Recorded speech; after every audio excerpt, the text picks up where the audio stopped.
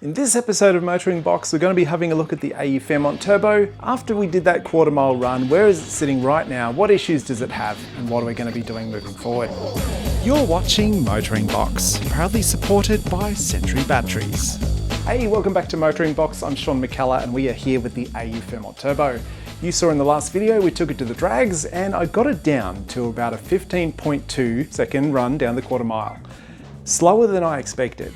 But there are a few factors at play, which I kind of touched on in the last video, and we can talk a little bit more about it today. Some people were suggesting maybe it's got a boost leak, and I don't think it does. And if it did, it definitely doesn't have one anymore, because I have actually gone through and replaced lots of the hose clamps with these T-bolt clamps, and they let you really sort of torque them up and tighten them up a lot tighter than a regular clamp.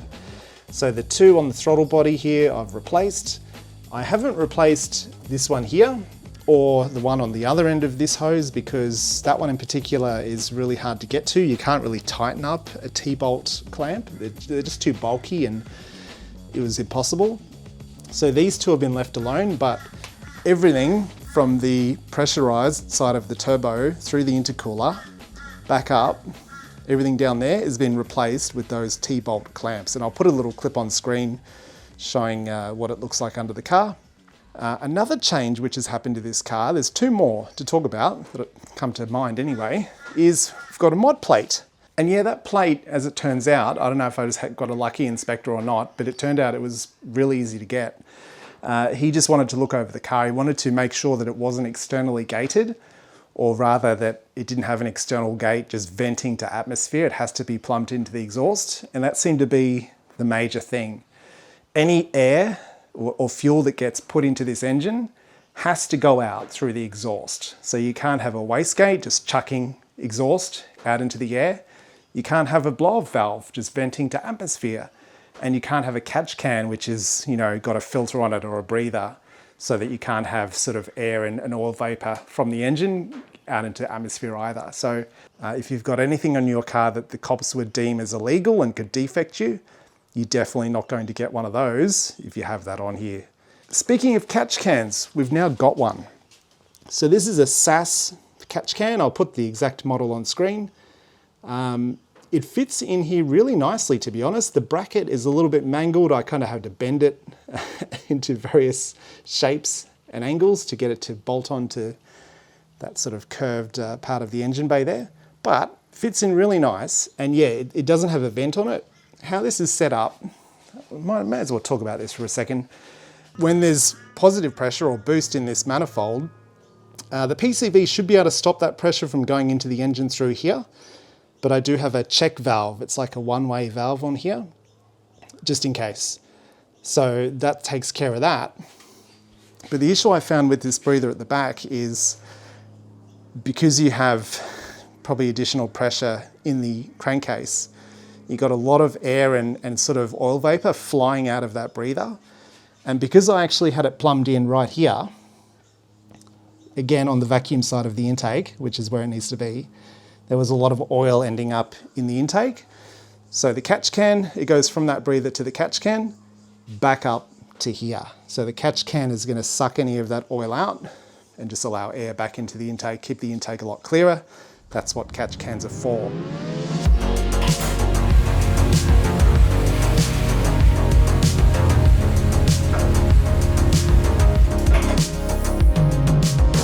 Now, one final thing I want to update you about is the gearbox. It is truly the Achilles heel of this car. I think the box is just too worn, too old. I can't get it to shift properly all the time. It's not happy, right? So I have found a company that's going to build me a built BTR. And that is not cheap, but I will save that story for another day. But one of the things that came out after talking to the guys building it is he recommended a bigger transmission cooler. So that is actually what we're going to be installing today. And the reason for that is AU Falcons have a torque converter or a stall converter of around 1800 RPM. And that means you just can't really stall the revs up very much. And it means it's a slug off the line. And that's really the biggest issue I came across at the drags and just in street driving too. It takes ages for the revs to rise and for the turbo to come on song and off you go. So these had an 1800 RPM stall converter. I found out BA turbos or any Turbo Falcon with a BTR gearbox had a stall converter of around 22 to 2400 RPM. So a looser converter, let the revs get up there faster and get it on boost faster. So my new gearbox is going to be teamed with a 2500 RPM stall converter. And higher stall converters generate more slip, more heat, and that's why you need a bigger transmission cooler. So this is just a cheap, it was about $65. I got it on eBay. So it is a 280 by, I thought it was 250, but yeah, I suppose when you measure the actual cooling fin elements, it is 250. So a 280 by 250 millimeter cooler. This is a little bit of a bump up from the existing cooler I've got here. This is a 280 by, I think, 180. So when you see them side by side, there is quite a big difference between the two. This kind of has like an extra third worth of fins on it. So the cool thing about it is my existing cooler is the same height. So my mounting brackets are going to be able to hopefully bolt straight onto it. It's just that bracket on the right side of it will have to move over a little bit, which is not the end of the world. But yeah, it should mean it'll slot straight in. So let's rip the old one out and have a look.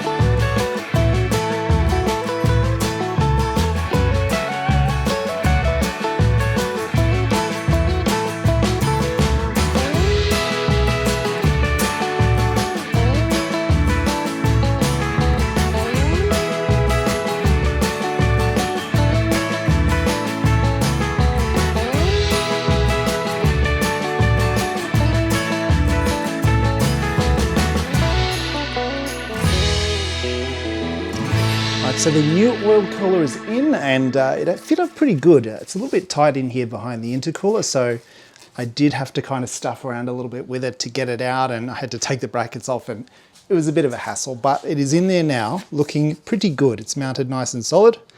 Now, one extra thing we're doing tonight is with the airbox. I haven't actually shown this on the channel before, but I have modified the AU standard airbox by cutting a hole in the front and then adding this kind of very architectural looking duct. This duct kind of goes in behind the AU's headlight on the passenger side, and it is quite a big opening. Approximately, I don't know, 120 by probably 90 mil, with this big sort of duct that goes in there like that. So that's all good and well. But the issue comes when you look at the top of the airbox. So on an AU, you've got this rubberized kind of connector here, right? And I've actually cut the whole inside of this out. I'll put it on screen what it used to look like. But the issue is this is rubber, so it's very soft. And the problem is when you try and put that intake pipe on and clamp it down, the clamp just squeezes its way off. So it's always bugged me. I couldn't really do up that hose clamp properly. Otherwise the pipe literally comes off this thing.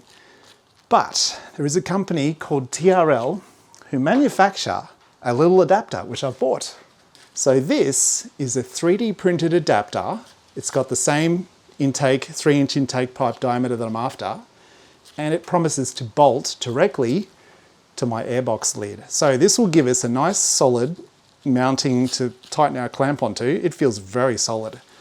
It's about sort of 4 to 5 mil thick, the material. It's nice and smooth, and yeah, like it's pretty much good to go.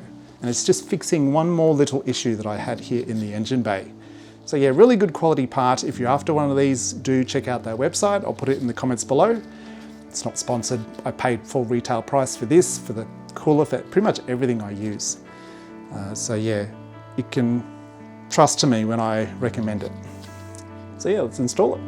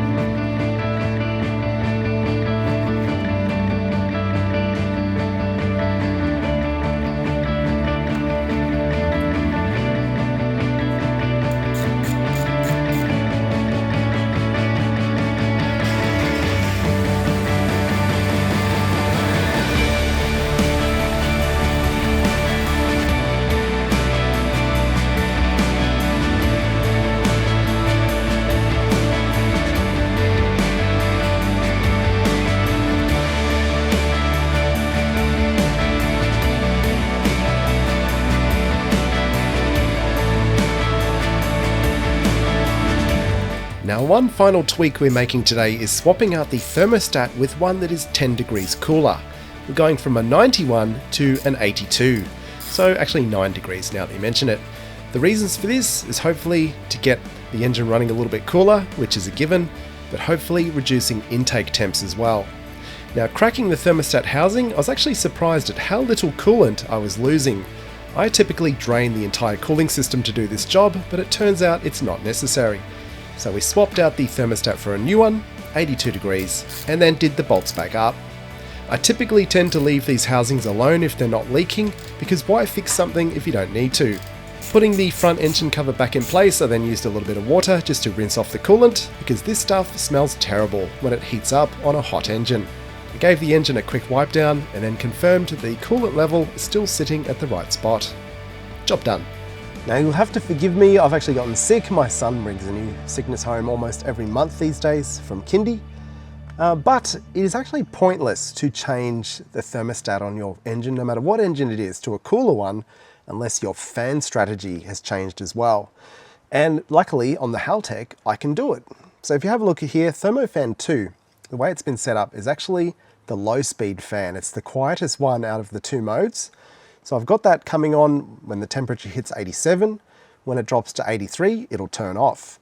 This fan is also enabled with the air conditioning, so whenever the aircon compressor kicks in, so does the fan. And then Thermofan 1 is actually when both of the fans on that thermofan run at full speed. Number 2, I think just one of them runs at half speed. Fan 1, they both run full, quite loud. So that one kicks in at 90 and then is disabled below 85. So they're kind of staggered a little bit. The louder, more powerful one kicks in if the first slower one can't handle, the temperature rise. And you do have options here for turning the fan off once you hit a certain speed. I actually had that so that they turned off at highway speed and the temperature was still rising with the aircon on like a 31 degree day. So it turns out in this particular setup, we still need the fans coming on at certain points. The aircon must throw out a lot of heat in front of that radiator, and it just means that the radiator couldn't keep the temps under control. It'll just mean that this car will hopefully not go over 90 degrees. And from the limited testing that I've done, I have seen the intake temperatures drop by about 10 degrees, which is what the thermostat dropped by. The only other thing we can do there is get a bigger intercooler, which we might do in the future.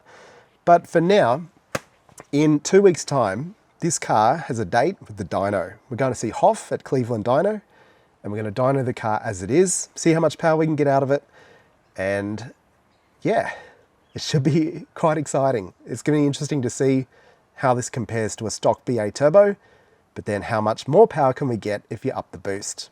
So if you enjoyed this video, hit the like button, subscribe, stick around for it. That should be a lot of fun. Have a good one. I'll see you next time. I just need to get well again.